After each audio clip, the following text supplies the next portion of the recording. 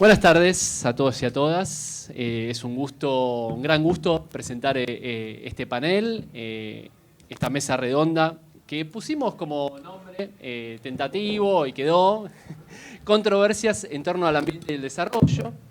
Mi nombre es Ignacio Sabatella, voy a estar moderando, coordinando el panel. Un panel de lujo que voy a tener ahora, a continuación los vamos a ir presentando. Tamara Basteiro, que es actualmente subsecretaria de Política Ambiental de la provincia de Buenos Aires. Roberto Adaro, que es investigador aquí del Centro Cultural de la UNICEN y además, vamos a decirlo, es subsecretario de Investigación Científica y Política Industrial para la Defensa del Ministerio de Defensa. Por eso es que lo trajimos disfrazado. No suele ser así siempre su look. Pero bueno, les agradecemos a ambos. También a Paola Gebaer, que es también, además de compañera del Centro Cultural de la Cooperación, es becaria CONICET, con sede en el Instituto de Investigaciones Políticas de la UNSAM. Y por último, presentamos a Juan Ignacio Arroyo, que es miembro de una organización ambientalista, Ahora Qué, pero además trabaja en la Secretaría de Energía. Tuve el gusto de laburar con él. Y bueno, es un gran gusto que esté aquí también. Habíamos preparado algunas consignas para charlar en esta mesa. Yo les dije a los 4 expositores que no son obligatorias, sino que más bien son orientativas. Y me parece que, más que nada, en primer lugar, me gustaría destacar esta mesa dentro de un Congreso de Economía, ¿no? Si bien en las anteriores ediciones, previa a la pandemia, el Congreso tuvo su mesa vinculada a Economía y Recursos Naturales, creo que esta es la primera vez específicamente que vamos a estar hablando de ambiente y desarrollo, y tiene un porqué. Un porqué vinculado con la coyuntura. Se acordarán ustedes de debates recientes y no tan recientes, vinculados a proyectos mineros, explotación petrolera offshore.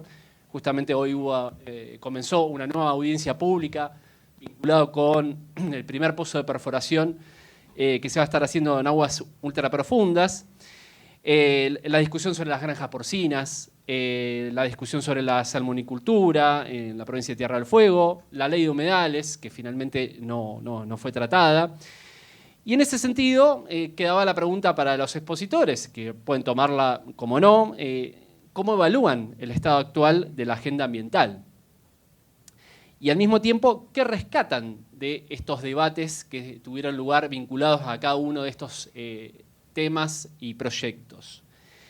Un segundo eje que habíamos pensado para esta mesa tiene que ver con hacia dónde debería ir la agenda ambiental en los próximos años. ¿Por qué no mencionar que el año que viene tenemos un nuevo proceso electoral? ¿Tendrá lugar, no tendrá lugar la agenda ambiental? ¿Qué temas deberían estar? ¿Cómo se construye esa agenda? ¿Con qué actores? Era este segundo eje.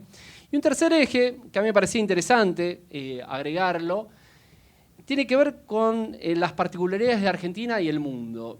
¿Son estos debates propios de Argentina o podemos de alguna manera verlos en otras partes del mundo? ¿Con qué intensidad? ¿Con qué características?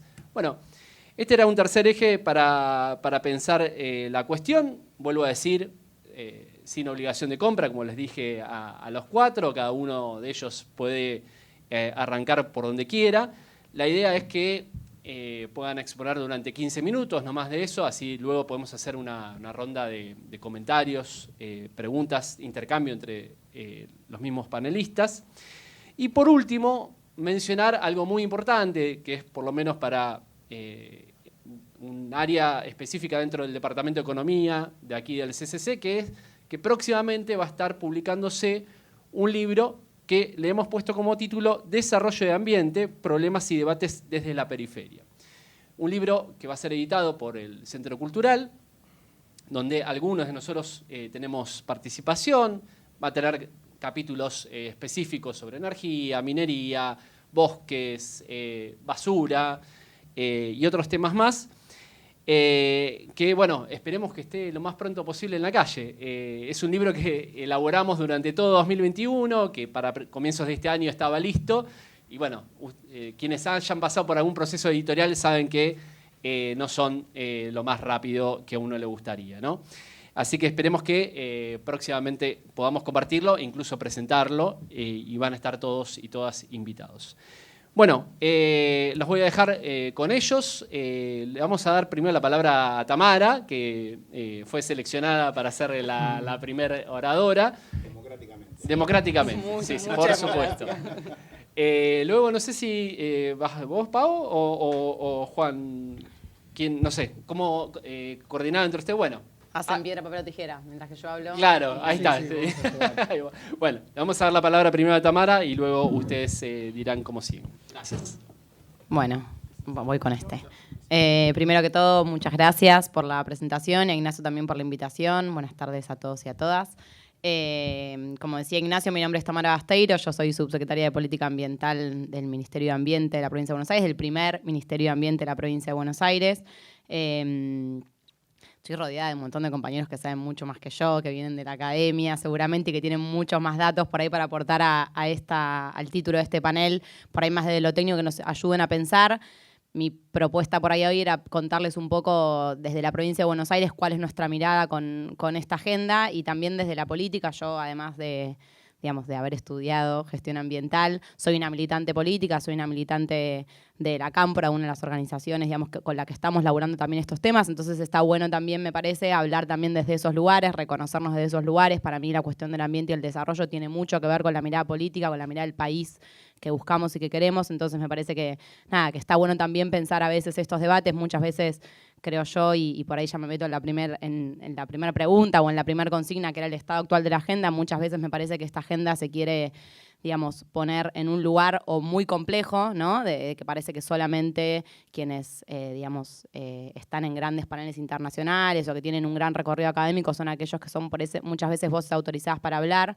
Y me parece que hoy la agenda ambiental está ganando otros lugares. En la provincia de Buenos Aires específicamente, el gobernador Axel Kicillof tomó la decisión política de crear un ministerio y eso creo yo que tiene que ver justamente con el lugar, que la agenda ambiental está ganando en la sociedad, en la discusión política, en la agenda política y en la agenda pública también.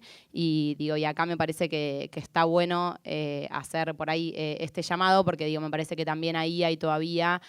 creo yo, por ahí como uno de los grandes desafíos que tenemos de poder politizar a veces esta discusión y esta mirada.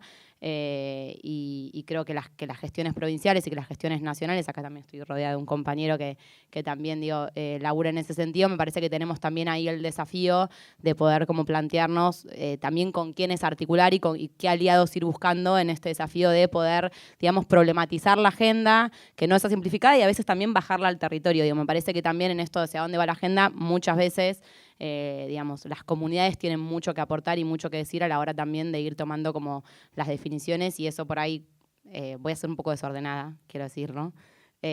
Porque como que todo tiene que ver con todo, entonces me parece que ahí también, con qué actores, que era una de las cuestiones, como con qué actores tendríamos que, o esta agenda como buscar interpelar, me parece que el gran desafío también es ir, a muchas veces estas discusiones, poder bajarlas al territorio, explicar, la dimensión que tienen, cómo afectan a la vida cotidiana. Me parece que eso es algo que tenemos que hacer y que, por ejemplo, con discusiones como el etiquetado frontal, eso pasó, con la discusión de la ley de humedales, que es una discusión que tenemos pendiente y que esperamos también que pronto podamos tener un proyecto de ley de humedales en nuestro país, una ley de presupuestos mínimos, o con otras discusiones, por ejemplo, como la ley de envases con inclusión social. Me parece que ahí es muy importante el rol de los actores de la comunidad para ir construyendo esta agenda y una agenda que después efectivamente sea cumplible también, ¿no? Porque eso me parece que muchas veces también es lo que a veces creo yo como complejiza un poco y también ahí queda a veces, muchas veces, en una deuda, ¿no? de la política o de la gestión política, el cumplimiento de determinados objetivos que lleven la agenda ambiental hacia un lugar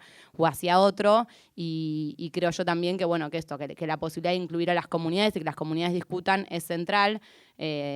Cuando recién me anotaba algunas cosas que me parecía como importante decir, y en esto de la participación ciudadana, que creo yo que es muy importante. En el Ministerio creamos una Dirección Provincial de Educación Ambiental y Participación, y que tiene una dirección de línea de gobernanza ambiental y participación pública, justamente para buscar abrir muchos de estos como discusiones y también buscar espacios para generar políticas públicas con la comunidad.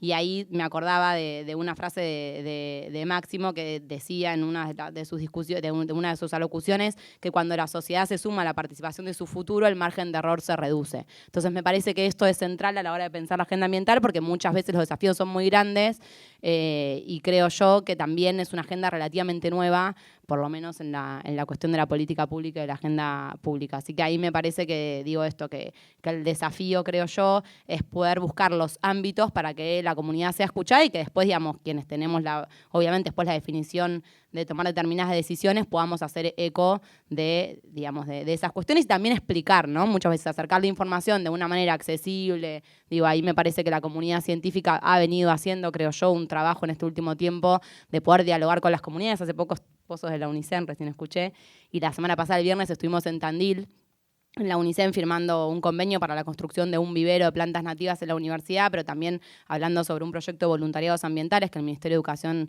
de la Nación lleva adelante, y un poco ahí salía por parte del rector como esta necesidad, ¿no? o este desafío que están teniendo las universidades, y lo decía también la decana de la Facultad de Humanas, de poder, digamos, desde la universidad, desde la ciencia, bajar ese conocimiento y trabajar en el territorio para nutrir, digamos, el proceso de muchas veces de creación de esta información, y también para poder acercarla. Ellos, como la decana decía, para nosotros es muy importante que esta información llegue a los tomadores de decisión, para que los tomadores de decisión puedan, digamos, contar con esa información. Así que me parece que, que por ahí en ese sentido, creo que estamos trabajando, y me parece que en el último tiempo esas cuestiones son significativas. En la provincia de Buenos Aires, y en relación digamos, a la agenda, tenemos varios temas y estamos trabajando de manera articulada. También la posibilidad de que se haya creado un ministerio y no sea un organismo provincial de desarrollo sostenible, digamos, nos permite dialogar con todos los otros ministerios. Y en ese sentido, por ejemplo, no sé, la ley de fuegos en la provincia de Buenos Aires no está reglamentada, nos pusimos a trabajar, hicimos una reglamentación de la ley provincial,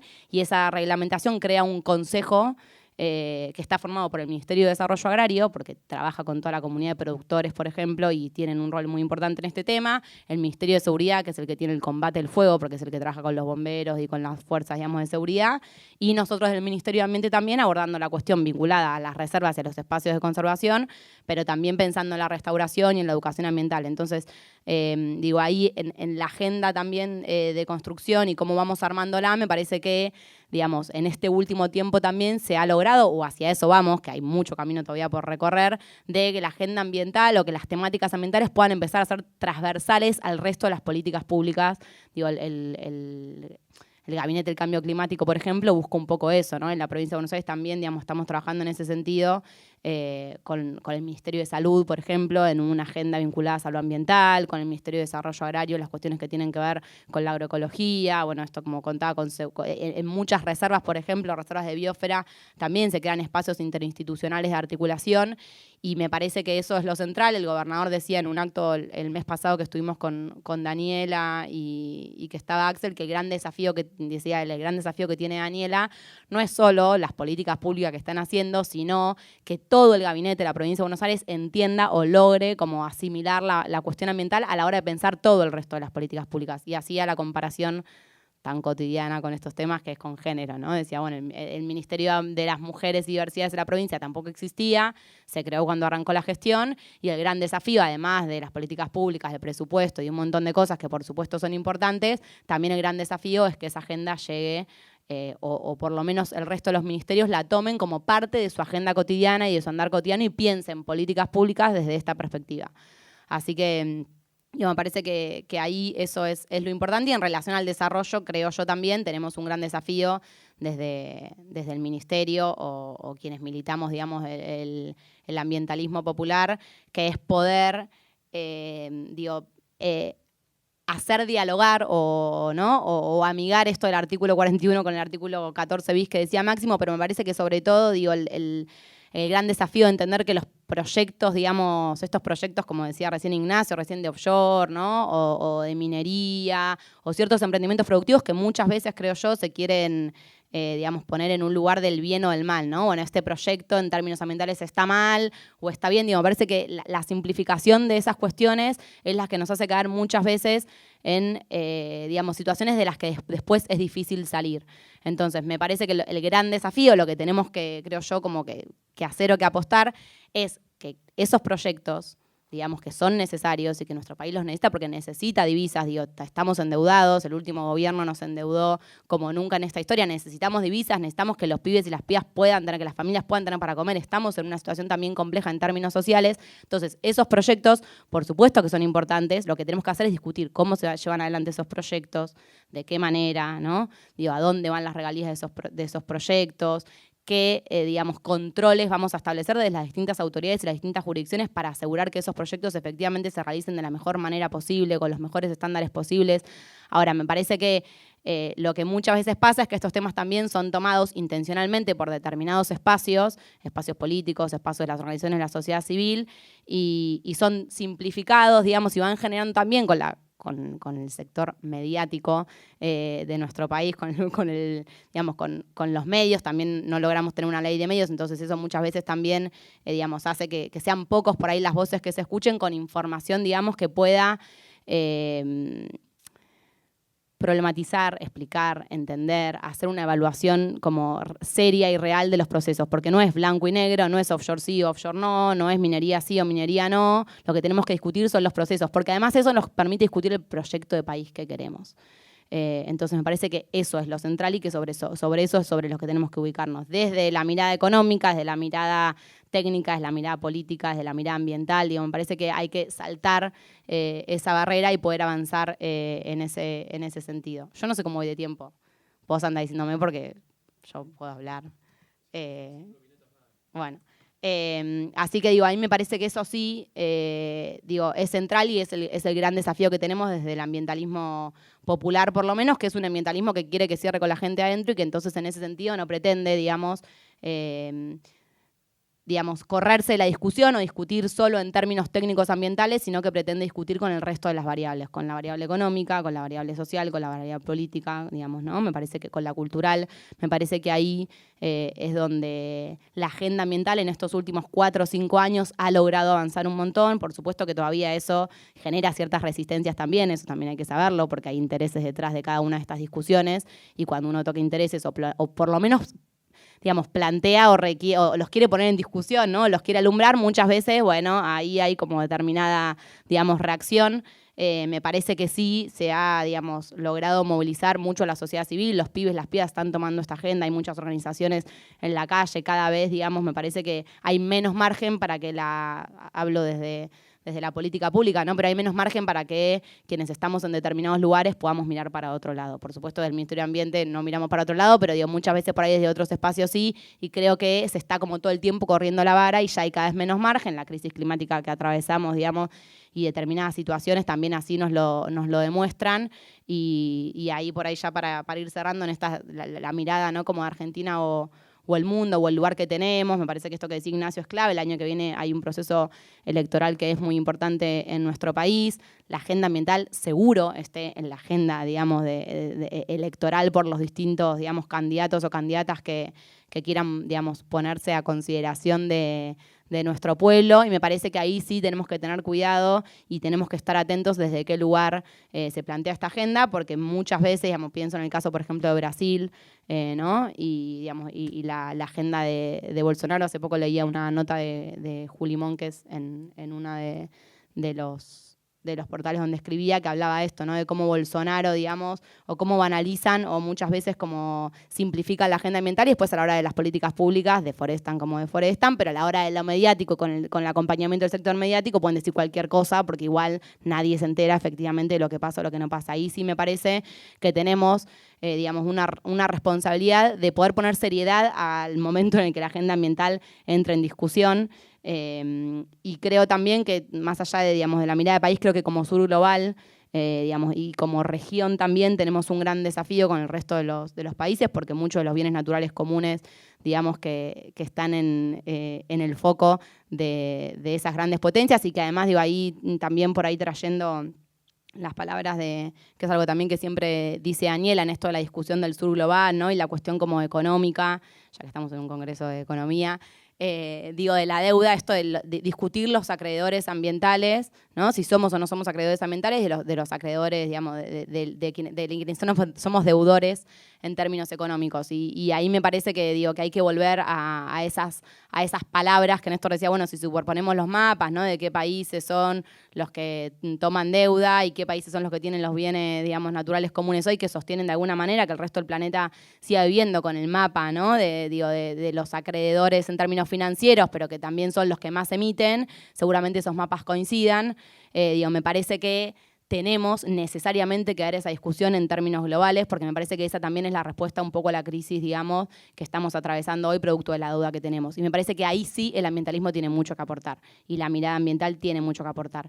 Creo que es un lugar clave que todavía, digamos, tenemos que terminar por ahí de ponerle algunas cuestiones como de variables más técnicas para que eso por ahí se pueda medir y después, por supuesto, la discusión que se da en los foros internacionales, ¿no? Para que efectivamente los compromisos que asumen algunos países después efectivamente sucedan, porque lo que pasa si no es que quedan en grandes acuerdos que firman y que después ahí quedan, ¿no?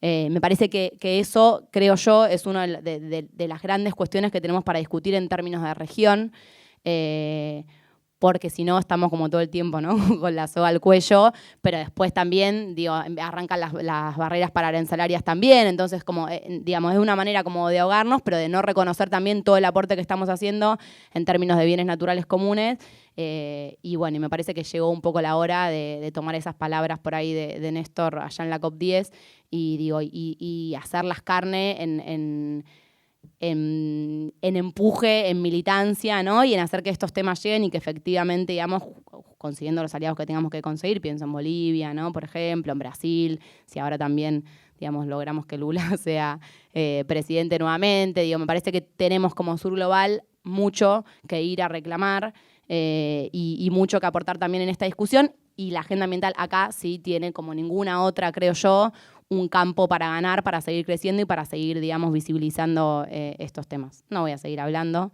voy a pasarle la palabra a mis compañeros que también seguramente tienen, y para escucharlos y para aprender también, pero me parece que eso, y para cerrar, que tenemos que politizar la discusión ambiental, no solo desde la mirada técnica, sino, creo yo, y sobre todo desde la mirada de qué país es el que queremos construir de acá para adelante, porque si no vamos a estar complicados, creo, hacia el futuro, y el desarrollo, digamos, o el mal desarrollo es también lo que tenemos que discutir. Por supuesto que, digamos, las actividades productivas tienen que estar porque generan laburo, porque generan ingreso y porque permiten que las familias puedan vivir bien, y eso es también a lo que queremos, digamos, quienes militamos en este lugar o quienes construimos políticas públicas desde este lugar, pero creo que hay que, que velar por los intereses de ese buen desarrollo y discutir un poco algunas cosas, y en eso me parece que estamos y que hemos crecido también, como la mirada ambiental ha crecido en esa discusión, así que eso creo yo que es para celebrar. Así que bueno, les paso la palabra, no sé quién sigue, cuál de los dos ganó. Era piedra, papel, tijera.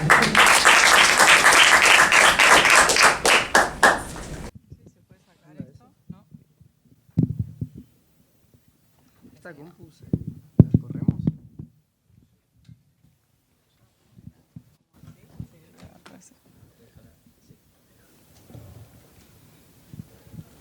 Bueno, también celebro la mesa ambiental en el Congreso de Economía Política y felicitaciones a los que organizaron. La verdad es que se nota todo el esfuerzo que hay detrás del Congreso, y también gracias por la invitación.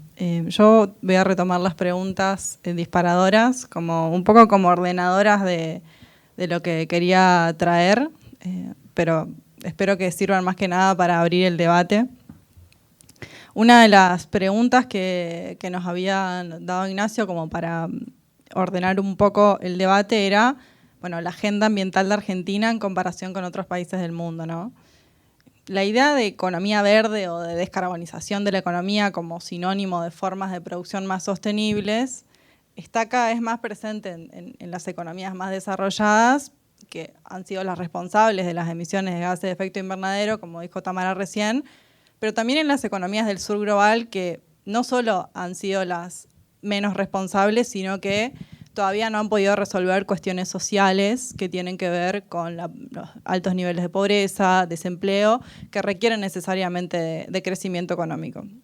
A raíz de eso, entonces, la pregunta que nos podemos hacer es cómo va a ser ese crecimiento económico y cuáles son las consecuencias socioambientales que se van a derivar de ese crecimiento y el empleo que se va a derivar de ese crecimiento, ¿no? Y si es sostenible en el tiempo. Entonces, desde el punto de vista de las consecuencias socioambientales, de lo que es el paradigma productivo argentino, uno de los principales sectores, de los más perjudicados, ha sido el de las poblaciones rurales en Argentina. En primer lugar, bueno, podemos mencionar los desplazamientos de las comunidades a partir de la expansión de cultivos, que eso generó no solo el despojo del lugar de hábitat de muchas comunidades, sino también el acceso a los alimentos, a los recursos medicinales de las poblaciones rurales, pero en segundo lugar también los problemas de salud que generó el uso de agrotóxicos y como tercer componente tiene que ver con la informalidad, ¿no? Los altos niveles de informalidad que tiene el sector rural. Sin embargo, es uno de los sectores que, a pesar de esas consecuencias, es uno de los sectores de los cuales se deriva la mayor fuente de ingresos del país y donde los beneficios derivados de ese aprovechamiento está concentrado en unas pocas empresas, que es algo que intentó resolver el progresismo, ¿no? Una de las propuestas de mejorar esas condiciones, no solo ambientales, sino también rurales, ha sido un cuerpo de leyes, ¿no? Como la ley ambiental, la ley de la regulación del trabajo agrario, la ley de quemas, ¿no? Esas leyes se implementaron a nivel nacional y luego las provincias fueron las encargadas de implementarlas en los territorios subnacionales. Pero la experiencia mostró que avanzar en esa dirección para garantizar los derechos ambientales y sociales presentaba condicionamientos relacionados tanto a la dimensión productiva como a la dimensión de las relaciones políticas. Entonces, a mí me gustaría dar esta discusión de las dimensiones tanto productivas como las dimensiones políticas, como para ordenar un poco, y después una tercera dimensión que tiene que ver con la cuestión comercial, que es más incipiente. Hay dos dimensiones más incipientes, que son la productiva, digamos, las claras señales de agotamiento del modelo productivo, y las señales de agotamiento en cuanto a lo comercial. La primera dimensión dentro de los condicionamientos de la estructura productiva es uno de los principales factores que mostró este condicionamiento, estuvo relacionado a las crecientes necesidades de importación en relación a las exportaciones para poder mantener ese crecimiento económico, bueno, dada la clara dependencia que tiene el sector productivo con los ingresos derivados del sector agrícola, ¿no? En un esquema de retenciones que estaba condicionado por factores políticos. A esto se le suma de manera incipiente un condimento adicional que tiene que ver con las señales de agotamiento del suelo, ¿no? A partir de las formas de producción agrícola, que está presente en la creciente resistencia de las malezas al uso de agrotóxicos. Argentina usa el doble de agroquímicos que el promedio de los países de América Latina, según datos de la FAO, y esto hace que la forma de producción no solo sea más contaminante, sino también que sea más costosa. Teniendo en cuenta que en estos costos el deterioro ambiental no está incluido, ¿no? Sino la forma de producción sería aún más costosa.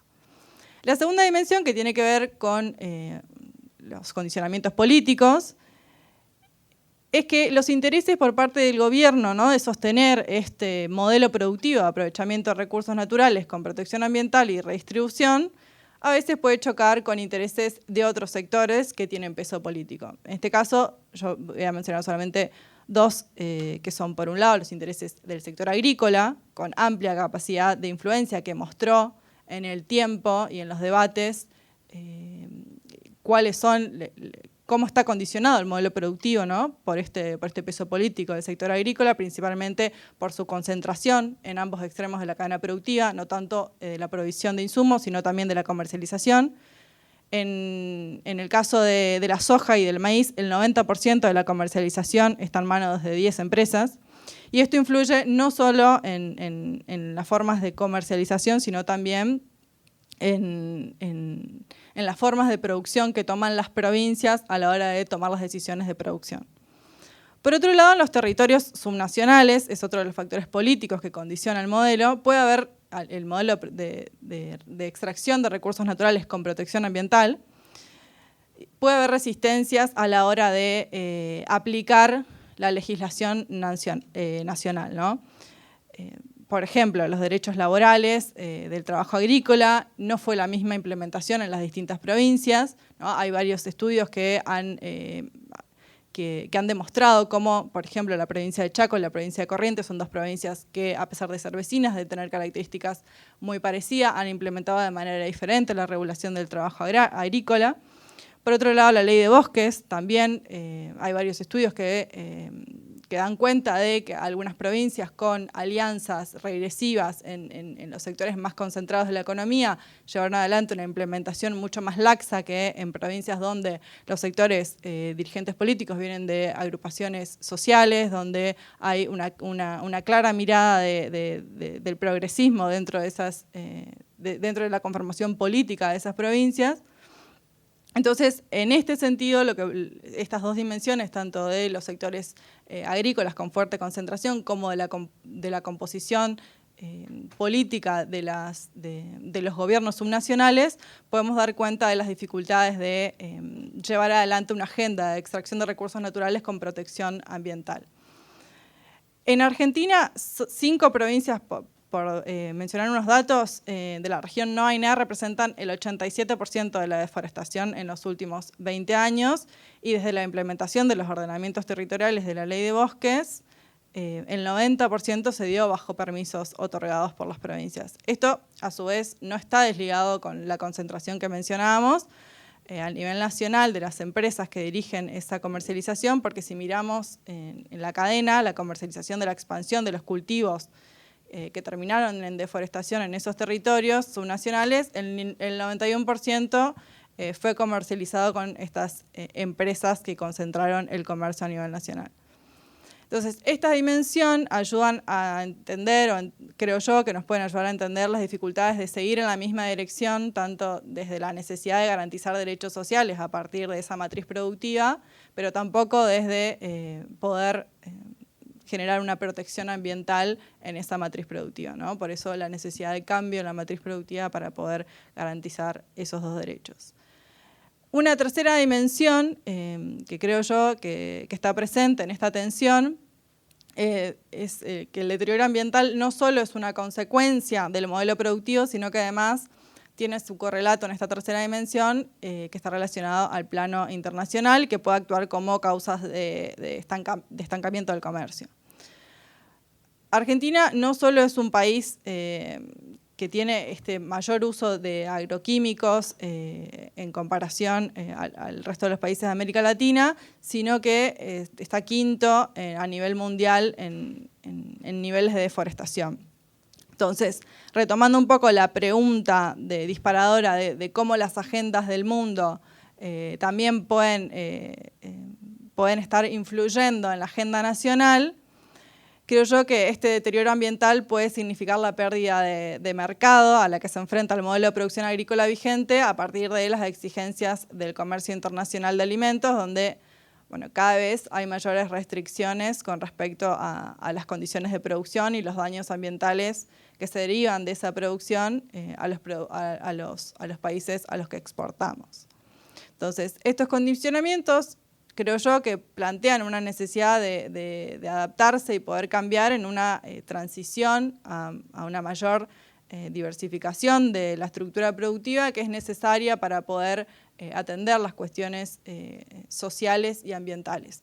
No sé cómo voy de tiempo, pero 5, bueno.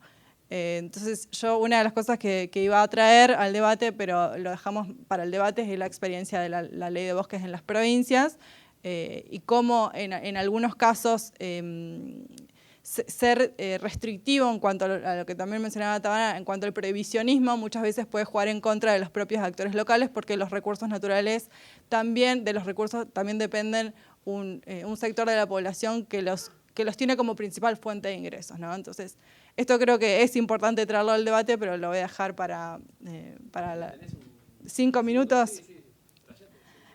Bueno, no sé si en 5 minutos... 5 minutos laxos. Bueno, tiene que ver... Bueno, entonces la segunda, otra de las preguntas que nos había propuesto Ignacio era la agenda ambiental argentina a nivel nacional y a nivel local y cuáles son los actores que iban a estar presentes en esa discusión de esa agenda ambiental local, ¿no? Un poco hablamos de el nivel internacional y el nivel nacional, y en cuanto a los actores locales, entonces la segunda pregunta disparadora creo yo que es un poco más difícil, a mi entender, de responder, pero está relacionada con cuáles son las necesidades de esos actores locales.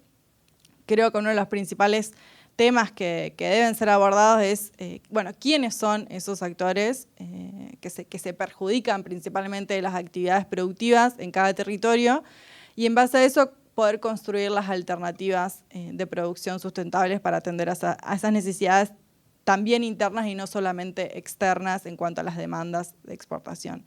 Entiendo que poder atender estas cuestiones de los actores tiene que ver con la heterogeneidad tanto de las cadenas productivas y de las consecuencias de cada una de esas actividades.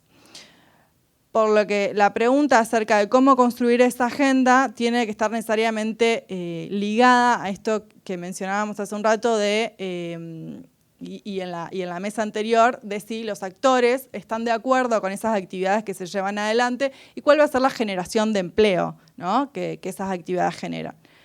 En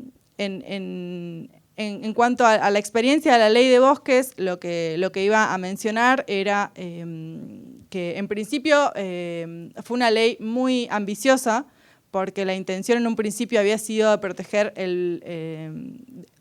solamente el 20% de los bosques, una categoría estricta, y el 60% iba a estar en una categoría donde podrían hacerse actividades productivas sustentables sin deforestación. Es decir, del 100% de las hectáreas de bosques, el 60% no permitía deforestación, lo cual era muy ambicioso en términos de la estructura productiva que manejaba Argentina. Los productores que tenían tierras de bosques nativos tenían que recibir una compensación económica por esas actividades productivas no realizadas, en lo que se llama concepto de pagos por servicios ecosistémicos, y para eso se preveía un fondo de bosques que Nación iba a enviar a las provincias. En ese marco se dejaba solamente el 20% del territorio de bosques para solicitar permisos de deforestación. Sin embargo, a partir del 2012, las provincias tienen permitido, por resolución, realizar recategorizaciones a tierras de menor valor de conservación, tanto una vez que se vencía el ordenamiento territorial en las provincias, que era cada 5 años, como en su plena vigencia, es decir, a través de lo que se llamaban cambios de categoría a nivel predial. Y a partir del 2013, ante la falta de fondos que Nación no enviaba a provincias, se resuelve de forma mancomunada a través del Consejo Federal del Medio Ambiente, entre Nación y provincias, que los territorios donde se podían hacer actividades sustentables, que iba a ser un 60%, también iban a poder solicitar permisos para deforestación, que eran claramente necesarias para mantener la actividad productiva que en ese momento estaba predominando, ¿no? Entonces, en las provincias donde más avanzó la deforestación, luego de la implementación de la Ley de Bosques, del ordenamiento territorial de la Ley de Bosques, surgieron conflictos por organizaciones ambientalistas reclamando que ese avance de la deforestación había sido ilegal, ¿no? Y en algunos casos más extremos, esos conflictos llegaron a judicializarse, a tal punto de que algunos gobernadores tuvieron que suspender todo tipo de actividad productiva que signifique la intervención del bosque. Esto significó que muchos trabajadores, por ejemplo, en provincias donde la actividad forestal era bastante importante para gran parte de los sectores rurales, se viera privado de todo tipo de fuente de ingresos. Entonces, este ejemplo yo creo que echa luces de que es necesaria una regulación ambiental que no sea prohibicionista y que permita a las comunidades y a los sectores vulnerables que utilizan los recursos naturales como fuente de ingreso no tengan prohibido o tengan imposibilitado ese acceso a satisfacer sus necesidades. Entonces, para cerrar, yo creo que son los gobiernos tanto nacionales como subnacionales de forma mancomunada que tienen que establecer estrategias para que este aprovechamiento de los recursos naturales tenga actores específicos que van a recibir los beneficios de esa extracción de recursos naturales. Gracias.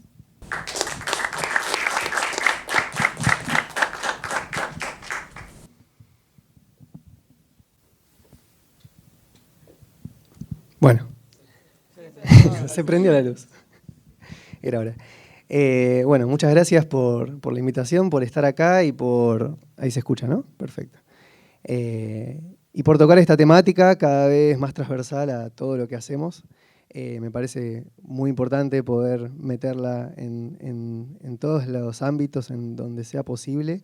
Y justamente, como ya mencionaban antes, poder hacerla transversal, no solo en espacios ambientalistas o en el Ministerio de Ambiente, sino poder también transversalizar estos temas y dar estas disputas en ambientes donde normalmente no se hablaría. Pero como decía Tamara antes, la frontera cada vez está corriendo más y ya es más difícil dejarlo pasar, ¿no?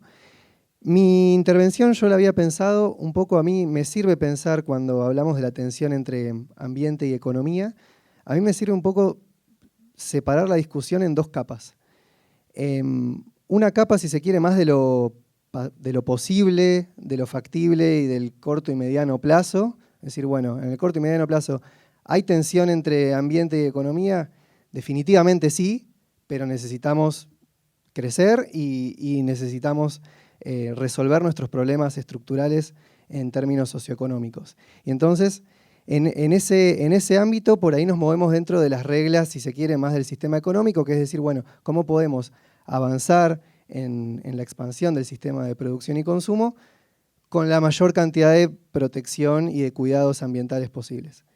Pero después hay otra capa, y esta es la que quizás quería traer un poco más, que es una capa más de horizonte, si se quiere, una capa más de largo plazo, de preguntar hacia dónde va nuestro modelo de desarrollo y si es posible replicar los modelos de desarrollo que siguieron los países que ocasionaron la crisis climática y ecológica actual, si es posible desarrollarnos como se desarrolló Noruega, si es posible desarrollarnos como se desarrollaron otros países europeos o incluso seguir los caminos que quizás a veces queremos replicar, si es posible durante el siglo XXI poder seguir desarrollándonos como nos desarrollamos en el siglo XX. Entonces, mi intervención un poco se va a situar en esa parte del debate, no tanto en el mundo de lo factible del corto y mediano plazo, sino más en una cuestión de horizonte. Entonces, cuando nos preguntamos si existe o no la tensión entre ambiente y economía, la respuesta es clara y es que sí. Digamos, es el primer paso, creo yo, para empezar a trascender o a mitigar esas tensiones, es reconocer que la tensión es evidente y que nuestro sistema económico, en su funcionamiento, o sea, lo que hace funcionar el sistema económico, es también el principal causante del deterioro ambiental. Digamos, el sistema de producción y consumo, que es el que necesitamos expandir para eliminar la pobreza, para generar empleo, para generar mejores oportunidades de distribución del ingreso y de calidad de vida, es al mismo tiempo el principal determinante de los impactos ambientales. Y cuando hablo de los impactos ambientales me refiero en su terminología amplia, digamos, impactos ya sea desde la extracción inicial de la cadena productiva, la extracción de recursos, ya sea de agua, de deforestación, en actividades mineras, digamos, cualquier insumo que requiere cualquier cadena productiva para iniciarse, sino también del destino final de esa actividad económica, ya sea la generación de residuos, la generación de dióxido de carbono o la contaminación en sus distintos tipos. Un poco cuando empezamos a estudiar economía, la clase 1 nos dicen que una economía saludable es aquella que logra un circuito virtuoso entre el flujo de ingreso que generan las empresas y que se distribuye entre las familias. Digamos, que las personas tengan cada vez más ingresos para ir al mercado y poder comprar bienes y servicios, y que las empresas tengan más ingresos para contratar y generar mejores condiciones de vida a las personas, y que si como economistas logramos que ese circuito entre bienes y servicios y mercado de trabajo, entre personas y empresas, circula, vamos a tener el camino al éxito de una economía saludable. El problema es que eso un poco esconde que lo que circula entre empresas y personas, más que dinero, es materia y energía.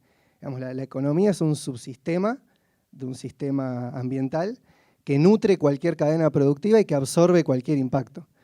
Entonces, un poco entender esta dimensión nos empieza a situar en entender a la economía más que como un sistema donde fluye el ingreso entre personas y empresas, como un metabolismo donde fluye materia y energía entre el sistema ambiental, entre los ecosistemas y las personas, donde nos nutrimos de los servicios de los ecosistemas para iniciar cualquier etapa productiva, y nuestra etapa productiva genera impactos en todos esos ecosistemas que los tienen que absorber las presiones que generamos. Un poco la narrativa ante estas disyuntivas que surge desde el sur global, desde nuestros países semiperiféricos en vías de desarrollo, es que, bueno, que no nos queda otra que seguir creciendo hasta que en algún punto seamos lo suficientemente ricos para empezar a limpiar y arreglar todos los problemas que generó necesariamente el camino hacia el desarrollo, ¿no? Es esta idea de la curva de Kuznets ambiental, de que nos dice que, bueno, que en una etapa de desarrollo, desde que somos pobres hasta que somos suficientemente ricos, vamos a tener que nuestro crecimiento incrementar nuestros impactos ambientales hasta que llega un punto a partir del cual vamos a poder dedicar recursos a limpiar nuestras economías, a dejar las industrias contaminantes y dedicarnos a los servicios. Vamos a tener posibilidad de atender problemáticas ambientales por sobre las sociales porque ya resolvimos las urgencias. Entonces en ese momento vamos a poder empezar a limpiar todo. Es como la idea del crecimiento verde o del desacople económico, esta idea de que podemos desacoplar la actividad económica de sus impactos ambientales, y que necesariamente es como el horizonte al que podemos aspirar como países del sur global. Y un poco la pregunta que traigo es si ese horizonte es viable para todo el mundo en su conjunto y si es replicable, digamos, si es verde el crecimiento que tuvo Noruega o el que tiene Dinamarca o el que tiene Estados Unidos. Un poco a las luces de los datos, la realidad es que no. Digamos, cualquiera de estos países lo que pudo hacer es limpiar domésticamente su matriz económica y los impactos ambientales dentro de su territorio, pero a costa de externalizar las producciones más contaminantes a países que todavía están en instancias previas en el desarrollo y que pueden todavía tienen legislaciones ambientales más laxas y que pueden ser reservorios de las industrias más contaminantes para un poco subsidiar el consumo de esos países. Cuando uno extrapola y se fija, por ejemplo, hay una métrica que es la de huella material, que un poco intenta cuantificar cuántos planetas se necesitarían para abastecer el consumo de nuestra sociedad si todos los países consumieran como un país. Entonces, si todos los países del mundo, si todos los habitantes del mundo fueran daneses, por ejemplo, o sea, fueran de Dinamarca, y todo el mundo replicara su consumo, se necesitarían más de 5 planetas. Si todos los países fueran como Estados Unidos, estamos más de 7 planetas. Entonces, la pregunta es, ¿podemos ser todos daneses? ¿Podemos aspirar a que todo el mundo sea Dinamarca? ¿Es Dinamarca un modelo de desarrollo viable? Bueno, es viable para un país puntual que puede externalizar las producciones de las cuales se abastece, pero cuando miramos al mundo en su conjunto, las fronteras no existen y las emisiones de dióxido de carbono a algún lado se generan y los residuos a algún lado van a parar. Y entonces por ahí lo que en concreto me gustaría aportar un poco más es a desagregar un poco esta idea del desacople y a quizás aportar algunas dimensiones que pueden ser interesantes para hacer de este debate un poco más riguroso y decir de qué hablamos cuando hablamos de desacoplar la actividad económica productiva de sus impactos ambientales. El desacople un poco es esta idea de esto, ¿no? De que el crecimiento económico puede perpetuarse y sostenerse en el tiempo y de que vamos a lograr de que los impactos ambientales se vayan separando, se vayan desacoplando justamente de esa actividad económica. Y hay distintos grados de desacople. Perdón, me estaban llamando. Y la primera dimensión que quería aportar, voy a aportar 3 dimensiones. La primera es que hay que separar al desacople en 3 grados, y uno es si hablamos de desacople relativo, si hablamos de desacople absoluto o si hablamos de desacople suficiente. El desacople relativo hace referencia a que nuestro crecimiento económico puede sostenerse y que los impactos ambientales van a crecer, pero un poquito menos. Es decir, que en proporción al crecimiento nuestra economía es cada vez más limpia, si bien genera cada vez más impactos, en proporción lo hace cada vez en menor medida. En términos, y acá también está bueno separar en dos métricas importantes, que es, pensando en crisis climática y crisis ecológica, lo que es huella de carbono de huella material. Digamos, la huella de carbono serían las emisiones de gases de efecto invernadero que genera nuestra actividad productiva al funcionar, y la huella material es la extracción de materiales que necesita la economía para sostenerse. En cuanto a huella de carbono, hay evidencia suficiente de que los países, a medida que son más ricos, pueden desacoplar sus economías en términos relativos. De hecho, la economía global está siendo cada vez más limpia en términos de emisiones de dióxido de carbono. Cada vez generar una unidad de PBI cuesta menos emisiones de gases de efecto invernadero. Esto es una tendencia que viene desde los últimos 30, 40 años. Es una buena tendencia. A nivel nacional, incluso hay países que han logrado generar desacoples absolutos, es decir, que su economía crezca y que las emisiones de gases de efecto invernadero bajen. El problema es que cuando metemos una dimensión más, que es que si este desacople alcanza para sostenernos para reducir los impactos ambientales y, por ejemplo, cumplir con los acuerdos de París o no aumentar la temperatura del planeta por más de 2, 3, 4 grados, la respuesta es que no. Es decir, el desacople puede ser absoluto, pero de nada me sirve que Alemania crezca durante 20 años y que baje sus emisiones 1% al año, 2% al año. No es ningún indicador de que sea posible ese camino. Los países ricos deberían estar reduciendo emisiones en el orden de 7% al año si queremos mantenernos dentro de un presupuesto de carbono razonable. Entonces, no hay evidencia disponible todavía de que los países logren desacoplar sus economías en una magnitud y a una velocidad suficiente para mantenernos dentro de los límites planetarios en términos de emisiones de gases de efecto invernadero. Ni que hablar de cuando hablamos de huella material. Con esto me refiero a extracción de materiales. Más o menos, el promedio global es que por cada 10% que crece la economía, la huella material se incrementa en un 6%. Esto se traduce en presiones en distintos ecosistemas, como los que mencionaba Paola, presiones en bosques para deforestación, presiones en acuíferos para extracción de agua, presiones en distintos ecosistemas que abastecen de bienes comunes naturales a la economía. Entonces, en el aspecto de la huella material no hay evidencia de que exista desacople.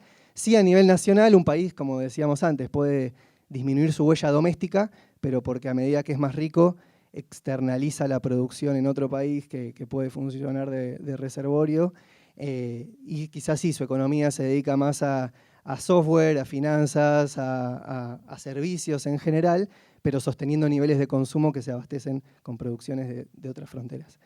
Un poco esa era como la primera dimensión. Cuando hablamos de desacople y de tener una economía cada vez más limpia, quería traer estas dimensiones. Si el desacople puede ser, si es relativo, si es absoluto, y si el ritmo de desacople y la magnitud es suficiente para mantenernos dentro de los objetivos climáticos y dentro de los límites planetarios. La segunda dimensión es si el desacople es parcial o total, es decir, tenemos evidencia de países que, como decíamos antes, pudieron hacer su economía cada vez más limpia en términos de emisiones de carbono, pero tensionando con otros impactos ambientales. Por ejemplo, Estados Unidos, desde la revolución del shale, que pudo sustituir un montón de producción de carbón con producción doméstica de gas, pudo reducir sus emisiones de dióxido de carbono, pero a costa de aumentar su huella hídrica y a costa de aumentar impactos locales en diversos ecosistemas. Entonces, ¿es desacople reducir emisiones de gases de efecto invernadero y aumentar la presión en distintos ecosistemas y incrementar la presión sobre la biodiversidad?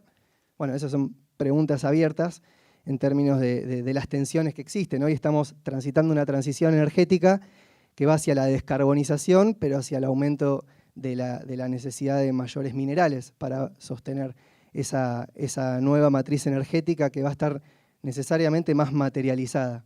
O sea, vamos a requerir cada vez más materiales para generar más energía que genere menos emisiones. Ahí claramente hay otra tensión en cuanto a si el desacople es parcial o es total.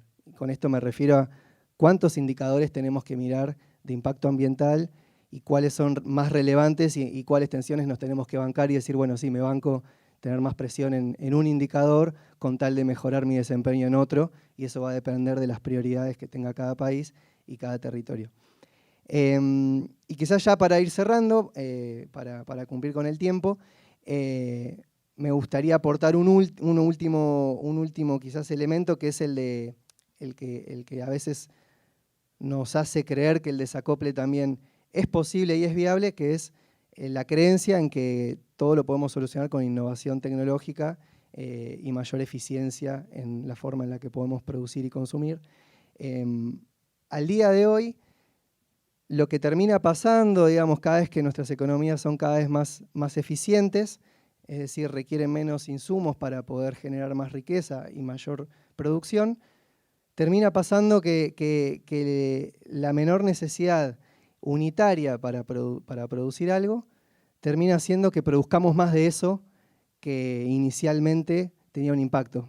A modo de ejemplo, antes andar en avión era muy costoso, requería mucha energía y era muy caro para las personas. A medida que logramos que los vuelos en aviones sean más eficientes y pudimos innovar en que consuman menos energía, que sean más baratos y más accesibles a más personas, lo que hicimos no es que el impacto de la aviación disminuya, sino que más personas puedan volar en avión.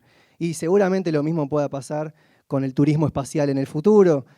Hoy es inviable que una persona de clase media, incluso de clase media alta, vaya al espacio y vuelva. Quizás en 20, 30 años, con las mejoras en eficiencia que están habiendo en el sector de turismo espacial, en realidad de lanzamiento de cohetes al espacio, podamos tener una sociedad en la que el turismo espacial pueda ser accesible para una porción más creciente de la población y, en definitiva, las mejoras de eficiencia se traducen en mayores impactos. Esto es lo que se conoce como efecto rebote o paradoja de Jevons, que lo que dice es que a medida que somos más eficientes en algo, en vez de reducir el impacto en eso, terminamos difundiendo y habilitando mayor consumo de eso que hicimos más eficiente. Entonces, en la medida que nuestro sistema se maximice para aumentar la producción de bienes y servicios, cualquier ganancia de eficiencia se traduce en mayor producción para generar más ingresos que se traduzcan en mayores inversiones para volver a retroalimentar el circuito productivo. Y esto es porque, de nuevo, nuestras economías requieren de ese circuito productivo para reducir la pobreza, para generar bienestar, para generar mayor empleo. Y esa es una dicotomía en la que nos enfrentamos y que está bueno ponerla sobre la mesa, de nuevo, aclarando que estoy hablando del largo plazo, de discusiones más de horizonte, no de discusiones de mediano y de corto plazo en los que no hay dudas que estamos en países periféricos que necesitamos seguir aumentando ese circuito productivo para resolver nuestras urgencias. Así que un poco quería aportar esos elementos como para tenerlos presentes en la discusión y de pensar en modelos de desarrollo de hacia dónde podemos aspirar y de si los modelos de desarrollo del siglo pasado pueden ser viables para nuestras economías en el siglo XXI. Gracias.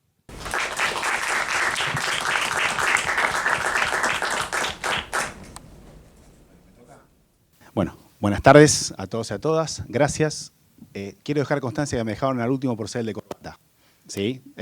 Y esto también fue democráticamente decidido.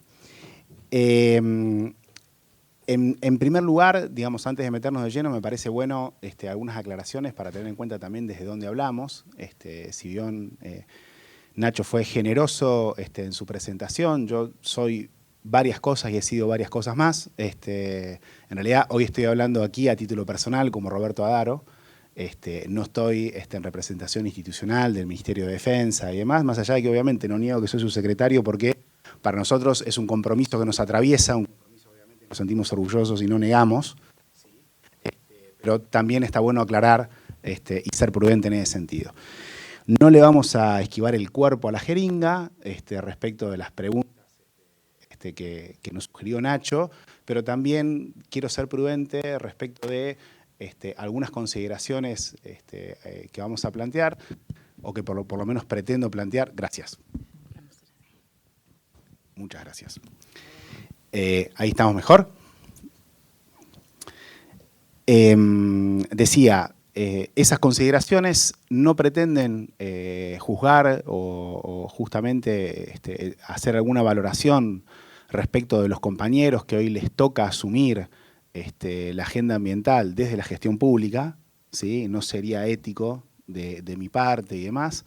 En todo caso, en octubre del 2023 el pueblo nos juzgará si hemos hecho bien o hemos hecho mal nuestro laburo, pero sí me parece que está bueno poder someter algunas cuestiones a consideración de debate público, sobre todo acá que estamos en entrecasa, ¿no? Entre compañeros y compañeras.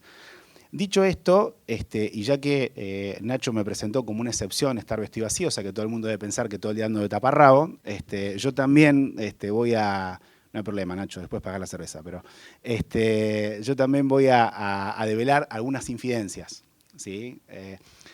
Debo decir que algunas de estas preguntas las iteramos con Nacho hace algunos días y yo le decía, che, en vez de ir con una ponencia estructurada, planteemos un debate, un conversatorio, algo más dialogado y demás. Nacho me dice, no, mirá, ya lo tenemos armado así, y qué sé yo. Yo no traje una ponencia estructurada, vine con la idea de lanzar algunas provocaciones. No lo digo a tono justificatorio, lo digo simplemente para pedir disculpas, porque no pretendo ser irrespetuoso. Celebro, como celebraron mis compañeros y compañeras de mesa, que tengamos una mesa para discutir estos temas en un congreso originalmente de economía. En realidad también estamos hablando de economía. Como bien dieron cuenta los compañeros y compañeras antes que yo. Y si me permiten, en esta idea de poder lanzar algunas provocaciones y demás, celebro ese hecho.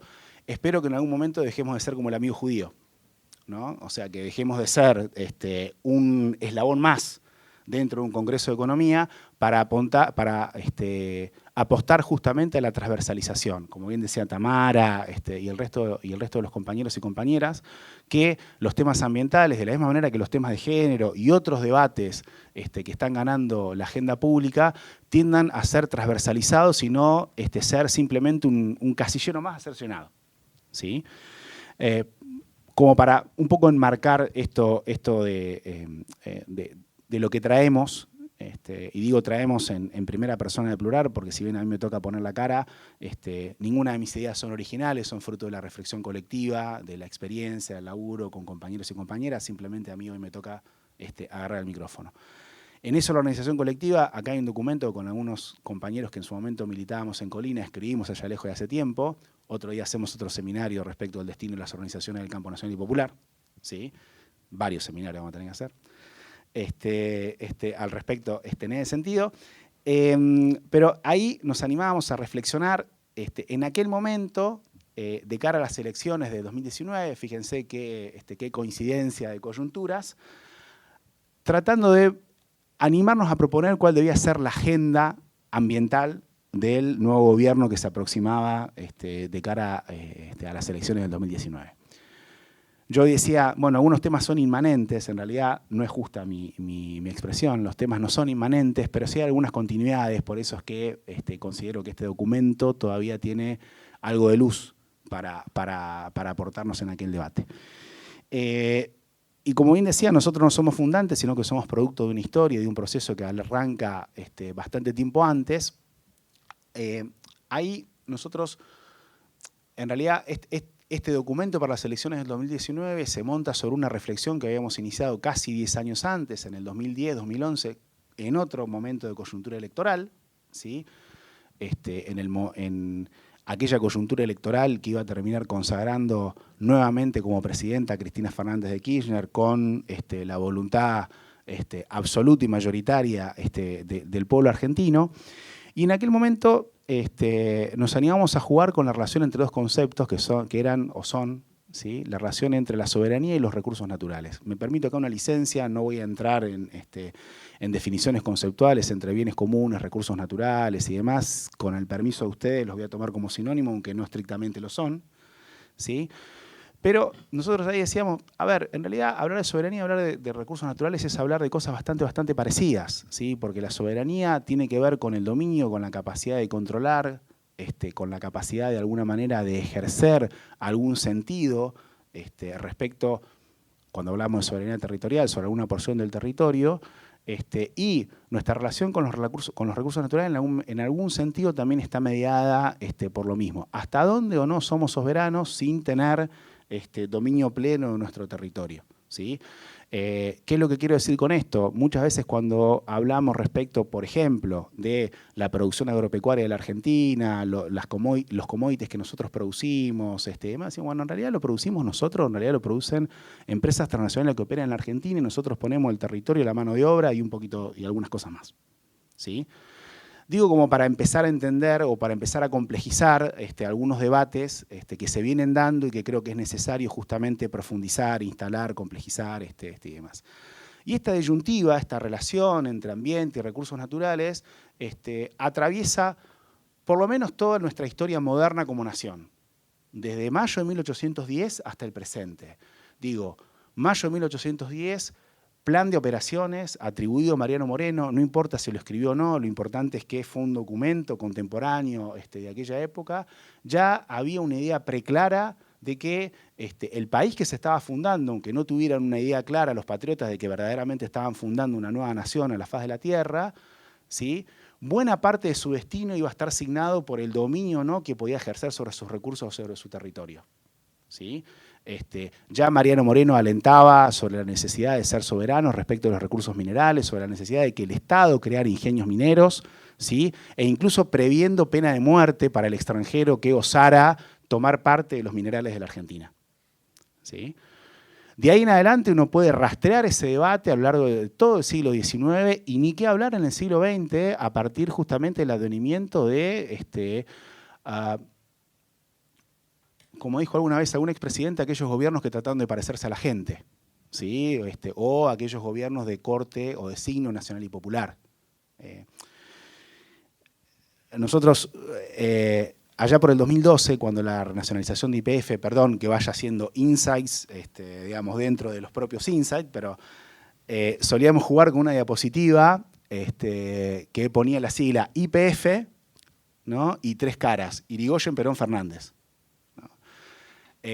No son exactamente la sigla YPF, pero son también la sigla YPF. Porque YPF se creó durante el gobierno de Irigoyen y eso no es casualidad. Creció durante el gobierno de Perón, se volvió a nacionalizar durante el gobierno de Cristina Fernández de Kirchner. ¿Sí? Y eso no es un dato menor.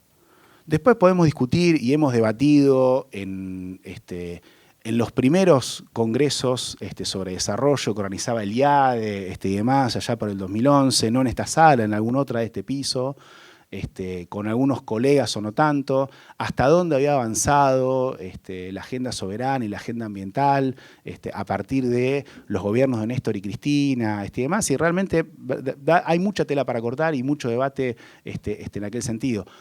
Lo que sí me parece que es innegable es que generaron un contexto distinto, generaron debate, pusieron estos temas arriba de la mesa. El debate respecto de YPF y toda la cuestión energética, obviamente es un debate perfectible, donde todavía tenemos muchos pendientes, pero donde claramente hay un antes y un después a partir del 2012. ¿Sí? Creo que es innegable. Después discutimos cuánto mejor, cuánto peor, y demás. Creo que es parte del sano debate que nos debemos. En este devenir histórico, y sobre todo bien entrado el siglo XX, surge la necesidad de empezar a abordar todas estas temáticas, de empezar a abordar estas cuestiones que nos atravesaban, a pesar de que no seamos plenamente conscientes de ese atravesamiento, con una mirada propia, ¿no? Y en esto, discutiendo un poco en su momento con algunos compañeros y compañeras de, bueno, ¿cuándo arrancan los debates ambientales? Solemos decir, bueno, los debates ambientales es parte de una nueva agenda y demás. Es cierto, es una nueva agenda, pero que tiene una larga historia, ¿sí? Una larga historia que uno la puede ir fechando y uno puede decir, bueno, Río 92 y toda la década del 90, uno puede decir década del 80 informe Brundtland, pero en realidad nos podemos ir más atrás, ¿sí? Nos podemos ir a los debates de la CEPAL. En realidad nos podemos ir a los debates que planteaba el informe Meadows y el informe del Club de Roma.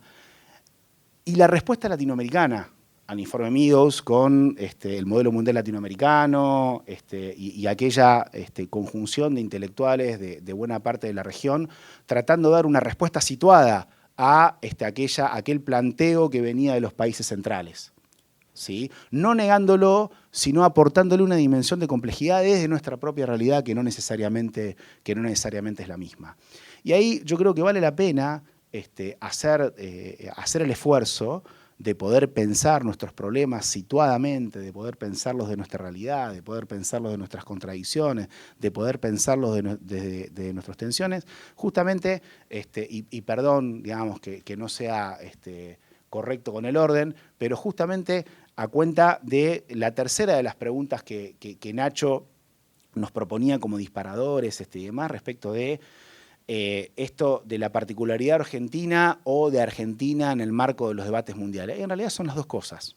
Tenemos particularidades que tenemos que atender, por eso nos diferenciamos, ¿sí? Pero también somos parte de un mismo mundo y también en ese sentido tenemos piedras de toque en común como una parte de los debates. El tema es poder llegar a esos debates de orden internacional y demás desde una mirada propia. Y acá me parece muy interesante la referencia que hacía Tamara respecto de la COP10 sobre el cambio climático que se hizo en el 2003 aquí en Argentina, y uno de los discursos fundantes en materia del pensamiento ambiental latinoamericano o en materia del pensamiento nacional latinoamericano, que es aquel discurso del entonces presidente Néstor Kirchner, ¿sí? Ya no recuerdo si fue en la inauguración o en la clausura de la conferencia, hablando justamente de esta idea de América Latina como acreedor ambiental del resto del mundo. Y ahí hay un punto de contacto lineal, directo y profundo con aquel mensaje ambiental a los pueblos y gobiernos del mundo de Perón del 72, que casualmente, o no, mejor dicho, no casualmente, es el año de la conferencia de Estocolmo, y demás, lo que para muchos es la primera conferencia internacional o mundial, por lo menos de la segunda posguerra en adelante, desde que existe el sistema de Naciones Unidas, y demás, que se propone debatir a nivel de todo el orbe alguno de estos temas. Es, digamos, importante, me parece, rescatar, más allá de que yo lo haga de una manera desordenada, alguna de estas pinceladas, alguno de estos mojones, primero para entender dónde estamos y hacia dónde vamos, tenemos que entender de dónde venimos. ¿Sí?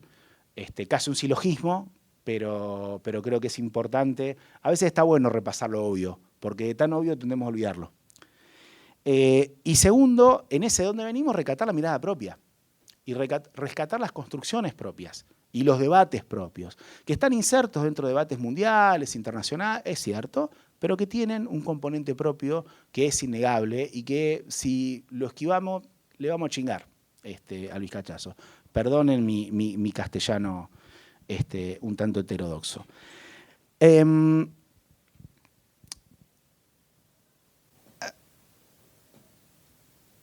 Antes de meternos en la agenda, ¿no?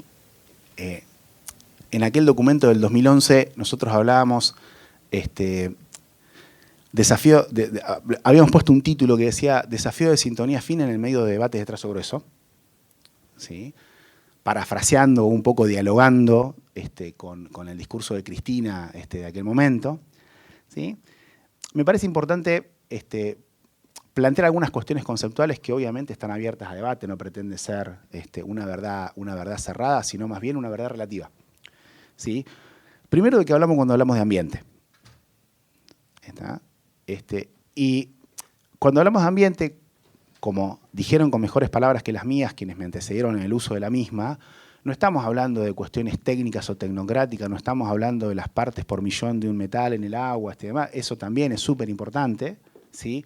Y más aún para aquellos que no tienen posibilidad de tener acceso a agua segura a mano, que en nuestro país hay muchos compatriotas que lamentablemente lo sufren, pero estamos hablando de algunas cosas que van un poquito más allá, ¿sí? A todos le diste 5 minutos más, yo tengo que redondear. Nacho, vamos a plantear una queja. Trato de apurarme.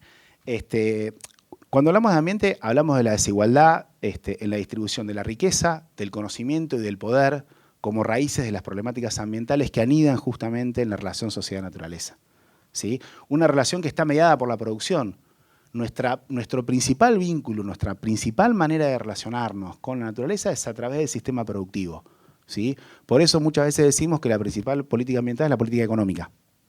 En buena medida define ese campo, define ese marco de relaciones y demás. Y aquí también me parece importante empezar a problematizar de que hablamos cuando hablamos de desarrollo, si se quiere, los dos conceptos que de alguna manera nos nuclean en esta mesa, ¿no? ¿Es acaso hablar de desarrollo lo mismo que hablar de crecimiento? ¿Necesitamos crecer? Sí y solo sí. ¿Cómo crecemos? ¿De qué manera? ¿Crecemos todos iguales? ¿Crecen algunos sectores, otros no? Lo dejo planteado como pregunta, no me interesa ahora poder esbozar una respuesta, pero simplemente poder plantear esas preguntas de cara al que espero sea un rico intercambio y un rico debate. Escuchaba el otro día con mucha atención el lunes el discurso de los compañeros en la plaza y en la Plaza de Mayo. Lo destaco por si alguno no tenía referencia clara de qué plaza, pero y la verdad le doy enormemente la bienvenida a las palabras de Máximo Kirchner cuando hablaba de las 3 flexibilizaciones que vamos a tener que enfrentar de cara a lo que se nos viene, y destacaba como una de esas 3 flexibilizaciones la flexibilización ambiental. Bienvenido y en buena hora, en boca de los compañeros dirigentes de primera línea, la ponderación de este tipo de debate que, como bien decía Tamara, muchos compañeros y compañeras, organizaciones en el territorio le vienen poniendo el cuerpo desde hace muchos años, ¿sí? El desafío que tenemos es transformar de una agenda electoral verdaderamente en una agenda política. ¿Por qué? Porque si hablamos que en la raíz de las problemáticas ambientales, ¿sí?, está la cuestión del poder y la distribución asimétrica del poder, estamos diciendo con otras palabras que esencialmente los problemas ambientales son problemas políticos, no técnicos. ¿Sí? La técnica es importante, pero es subsidiaria.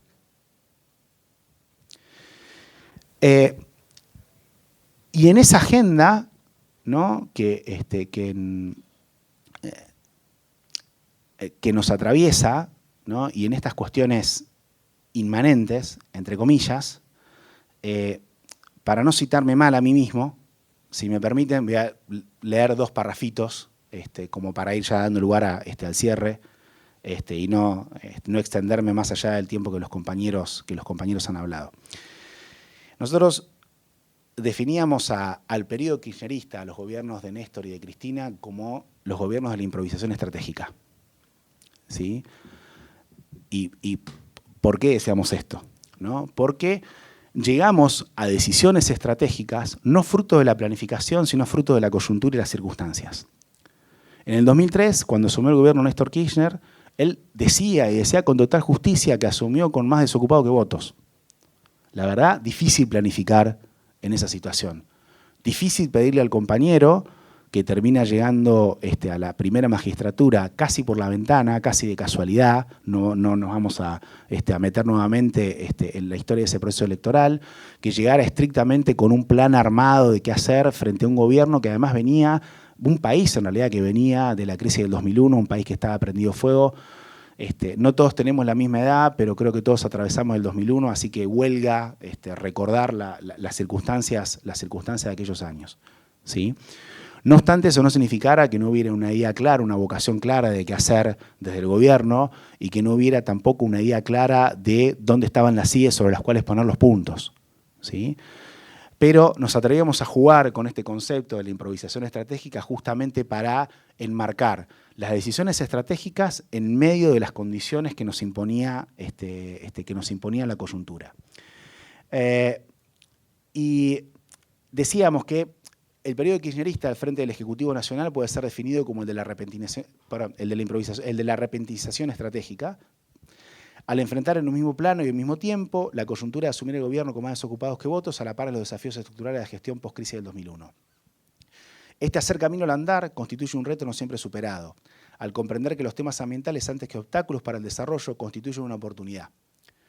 Quizás lo pendiente en estos asuntos sea proponer un cambio de paradigma que nos permita entender que así como la distribución del ingreso es clave en el ciclo económico, el cuidado ambiental y la necesaria participación comunitaria en el mismo también lo son.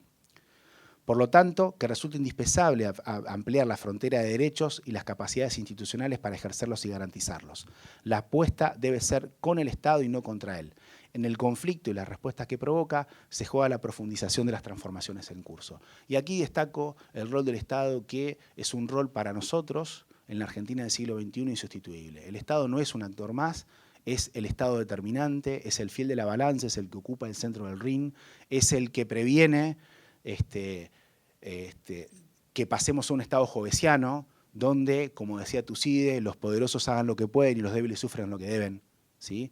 Entonces, el abordaje del Estado, y en esto se entronca con la discusión electoral y con la coyuntura en la que estamos entrando de cara al 2023, no es una discusión accesoria, es una discusión central en este debate y en todos los debates, justamente si entendemos esto de que la discusión ambiental es antes que nada una discusión política.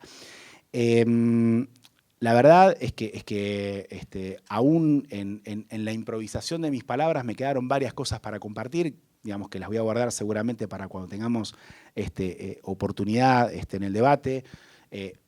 Quería destacar y subrayar algunas cosas que dijeron los compañeros y compañeras de la mesa, a las cuales suscribo y comparto, que hacen, no porque quiera repetir lo que ellos dijeron, sino que me parece que hacen a pesar de la diversidad de miradas, esto de la unidad de concepción, ¿sí? que creo que también es fundamental en la coyuntura que estamos atravesando.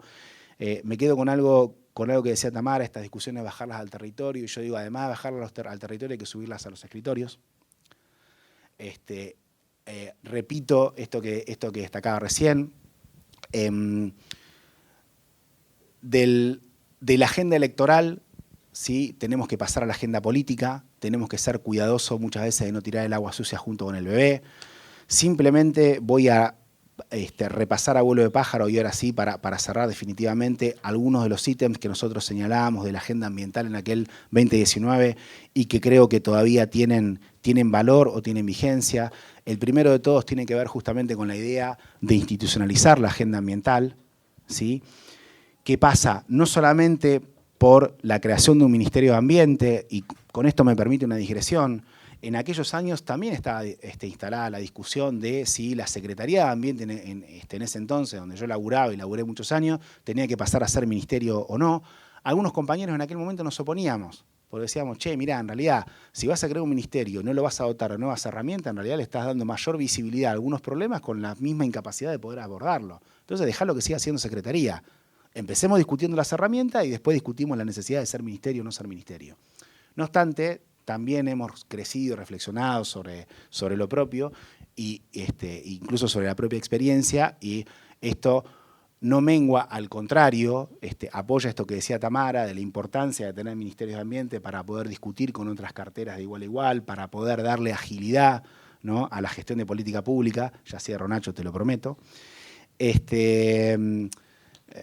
Me voy a guardar para el debate algunas reflexiones sobre algunos proyectos de ley, entre ellos el de ley de humedales. Pero digo, segundo de los temas, el tema de la gestión de residuos. Tercero de los temas, la necesidad de abordar integralmente el saneamiento básico, la cuestión ambiental en las cuencas hídricas. Tercero de los temas, la preservación de la biodiversidad y del suelo, en esta idea de trabajar sobre los grandes ejes de los recursos, aire, agua, suelo y energía, ¿sí? Obviamente la agenda de cambio climático como una agenda mundial, pero que nos atraviesa con efectos concretos, la agenda de la energía que hacía recién, y último de todos, pero no menor, acción sobre la justicia, ¿sí?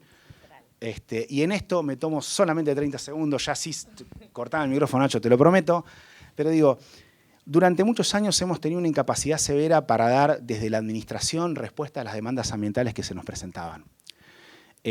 Y el común de la gente terminó recurriendo a la justicia para obtener respuesta del Estado que por otra vía no tenía. Y es lógico y es entendible. Bueno, eso nos ha generado una enorme bola de nieve de jueces, no voy a juzgar sus intenciones y demás, sino simplemente hacer una lectura crítica de sus fallos, ¿sí?, que han pretendido zanjar en papel y lápiz cuestiones que en el territorio son harto complejas y más que generar soluciones han abonado los problemas, ¿sí? Si no me creen, préstenle un poquito de atención al debate que se está dando en el marco de la audiencia pública de la causa judicial sobre la posibilidad de la explotación petrolera offshore costas afuera de la provincia de Buenos Aires. Con esto cierro, el resto de las cosas las charlamos después. Gracias.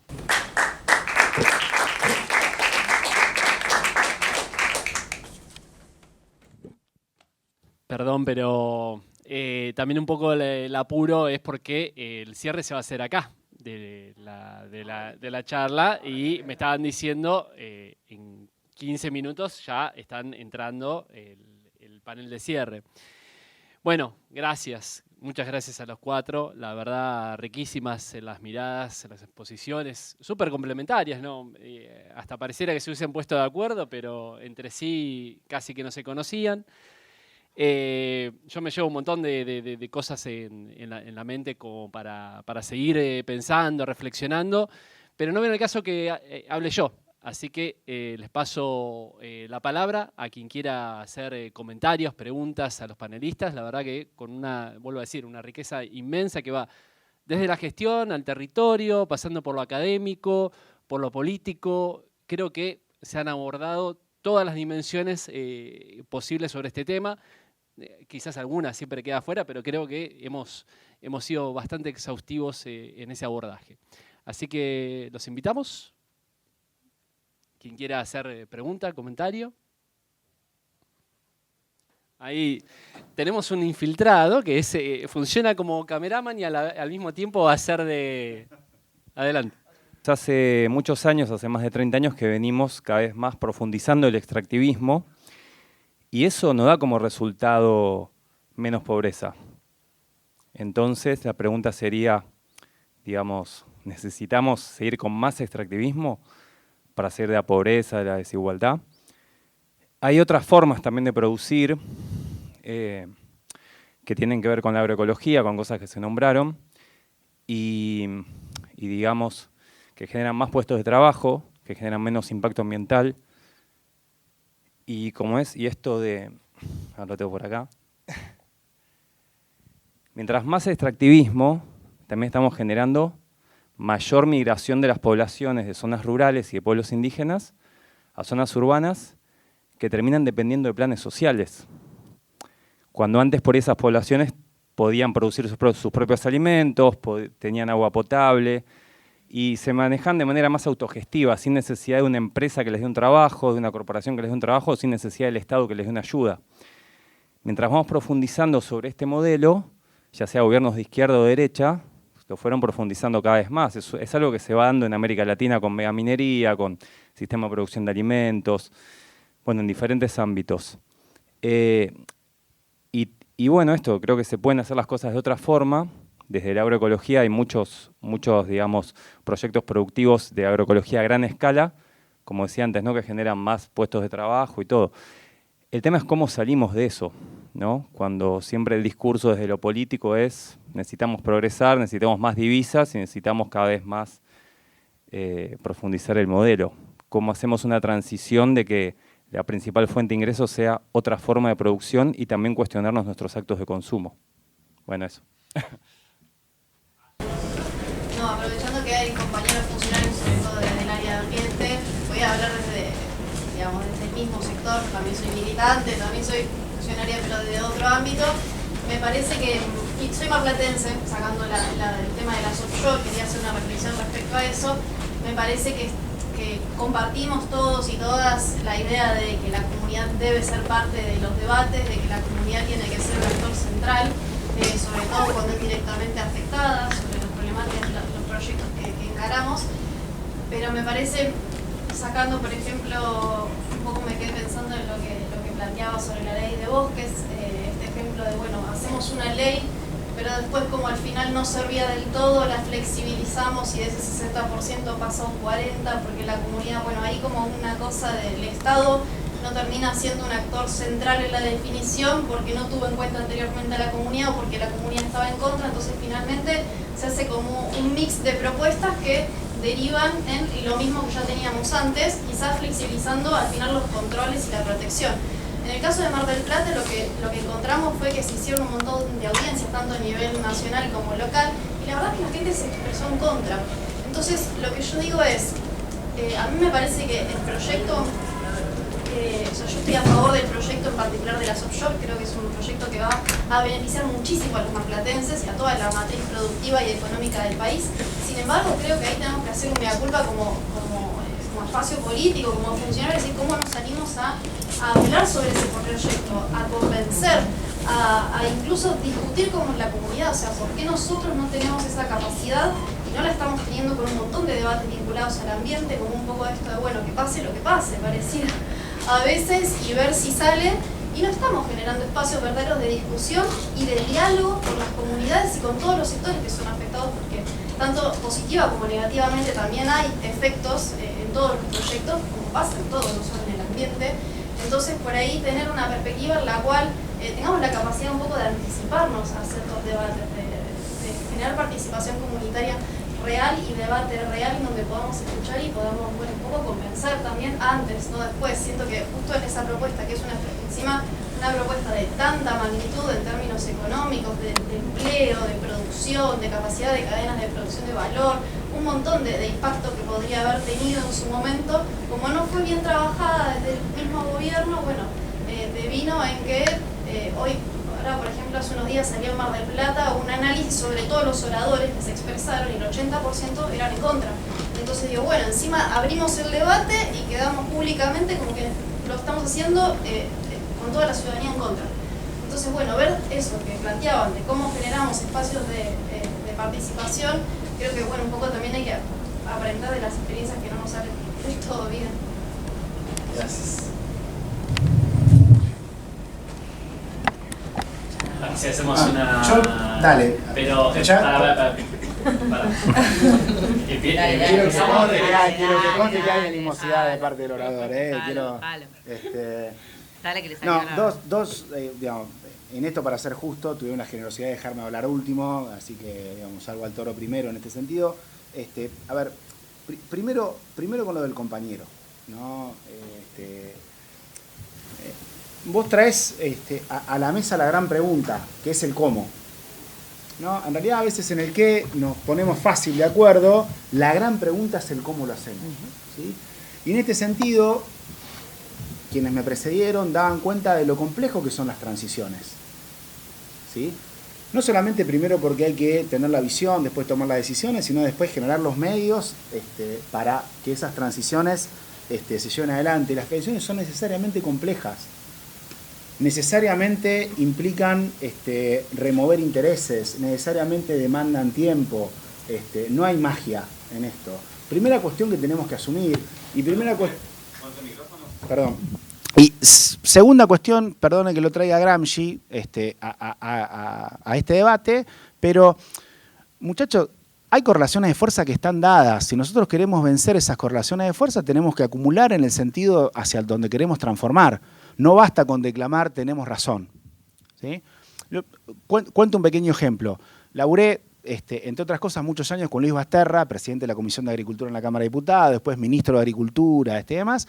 Vino una vuelta a la gente del INTA de Barrows, que son pioneros y uno de los que más han laburado en el tema de transición agroecológica en Argentina, y dice, che, nosotros veníamos discutiendo un proyecto de fomento hacia la agroecología, y dice, tenemos los datos empíricos. Logramos demostrar que en nuestra chacra podemos producir cereales y oleaginosas, ¿sí?, con el mismo nivel de productividad que las producciones convencionales, pero con menos costos porque utilizamos menos agroquímicos. Buenísimo, la ecuación económica, vimos los números cerrada por todos lados, hasta que alguien hizo la pregunta incómoda. Che, si esto es tan bueno, ¿por qué los productores no están corriendo a pasarse a la agroecología? ¿Sí? Si les da más guita. Y el actor económico, en teoría, es racional y se mueve por el interés, ¿no? Lo que pasa es que en realidad la agroecología requiere más laburo, ¿sí? El modelo convencional es yo hago barbecho químico, siembro, vuelvo a rociar, cosecho, cobro. Lo simplifiqué demasiado, pero no es mucho más que eso. La agroecología implica mucho más laburo, ¿sí? Tal cual. Entonces, insisto con esto. No estoy respondiendo cabalmente a tu pregunta, pero sí me parece que hay que complementarla con otras preguntas y con otras, con otras aristas de debate. Un minuto para cada uno. ¿Querés compartir? Yo lo dejo, si no pasa nada. Hola. Yo, cortito, me sumo me parece que es esto, ¿no? Es un modelo de transición en todos los sentidos. Y ahí también en el sentido del Estado. Me parece que el Estado y quienes, digamos, ocupamos determinados lugares, cualquiera, que además, digo, son transitorios. Yo hoy soy subsecretaria, no era el año pasado porque no existía el ministerio y no sé qué va a pasar el año que viene o el otro. Digo, pero cuando estamos, me parece que también tenemos que dar determinadas discusiones respecto a algunos procesos de generación de política pública, de cómo se abren. Digo, esto que pasó en Mar del Plata es un ejemplo, pero hay un montón de otros. Ahí tenemos, me parece, que ir construyendo como esa agenda. Y después, lo último, y paso porque ya nos están sacando, creo que tenemos que generar condiciones de posibilidad para que las cosas pasen. Esto es algo que mucho dice Dani en muchas cosas y me parece que acá es clave. Para poder ir a la agroecología hay que generar condiciones de posibilidad. Para poder, digamos, eso me parece que es la clave y ahí la militancia toda, la activista, la social, la política, ¿no? Quienes pensamos que las cosas tienen que ser de otra manera, bueno, generemos las condiciones de posibilidad, pongamos el cuerpo, pongamos la cabeza y pensemos cómo hacemos para esas discusiones, para poder ir avanzando en el sentido que queremos. Las cosas solas no pasan, los actores y los intereses son muchos, entonces digo, bueno, sí, hay que ir a la agroecología, bueno, hay que discutir un montón de cosas para llegar ahí, generemos las condiciones de posibilidad para ir dando los pasos que nos lleven en este esquema de transición a eso que nosotros estamos convencidos que tiene que ser de otra manera, digamos, y que además sabemos que es posible. Fin. Bueno, voy a intentar ser igual de conciso. Me parece que la pregunta que vos traés también va en este sentido del hacia dónde, de que, como decía también el compañero, solemos estar más de acuerdo y es más fácil ponernos de acuerdo que sí, que necesitamos una transición, que el sistema productivo está mal, que hay que ir a otro paradigma, etcétera. La dificultad es el cómo, y en el cómo, a mí quizás cuando colaborando con la Secretaría de Energía me toca ver que ese cómo también es contradictorio. Y te tenés que bancar un montón de contradicciones, porque por ejemplo, la expansión del sistema eléctrico de las alternativas energéticas bajas en emisiones de carbono necesitan un montón de inversiones en divisas, crédito, etcétera. De hecho, habíamos estimado que de acá al 2030 necesitamos unos 40.000 millones de dólares para la expansión del sistema eléctrico. 40.000 millones de dólares es lo que tuvimos de déficit comercial energético en los últimos 10 años. 40.000 millones de dólares es equivalente al último préstamo con el Fondo Monetario Internacional. Digamos. Entonces, y después decís, bueno, tengo Vaca Muerta, tengo las offshore, que en una de esas pueden aportar a reducir ese déficit comercial energético y aportar recursos para financiar esas expansiones. ¿Es contradictorio? Sí, es contradictorio. El tema me parece súper interesante lo que planteaba, bueno, hoy en las audiencias Dani Vilar, que decía justamente, bueno, vamos a avanzar en esto, bueno, ¿para qué vamos a usar los recursos? ¿Hacia dónde los vamos a destinar? Me parece que esas discusiones ya son más del marco de lo posible y que justamente transversalizando la agenda hacemos que trayendo estas discusiones de lo posible podemos avanzar hacia ese horizonte. Entonces, ese era un poco el aporte que quería sumar y paso la palabra rápida. Bueno, voy a tratar de ser breve y responder a ambos. También trayendo lo que decían los compañeros, el cómo necesita, ¿se escucha? Sí, el cómo necesita recursos, pero también decisión política. Entonces, generar esas condiciones de los espacios de diálogos con las comunidades necesita recursos y decisión política. Es decir, extender el Estado al territorio no es fácil y no es una cuestión tampoco que se da de un momento para otro. Necesita una larga trayectoria y esa articulación, a su vez, como plantea el compañero, de plantear nuevas formas de producción, también necesita recursos porque hay que capacitar a esas comunidades y darle tanto recursos de la tierra como el recurso del tiempo, ¿no? Un trabajo pago para que esa transición ecológica sea posible. Entonces, solamente para poner un ejemplo, para cerrar, una de las cosas que yo traía como ejemplo de la ley de bosques que no mencioné es que la fuente de los recursos que eran provenientes del Fondo para el pago de los servicios ecosistémicos para conservar los bosques venían justamente de las retenciones a las exportaciones. Entonces, difícil conservar los bosques si la fuente de esos recursos era la expansión de los cultivos. Entonces, volvemos a la cuestión de los recursos y de la decisión política. Eso. Bueno, gracias.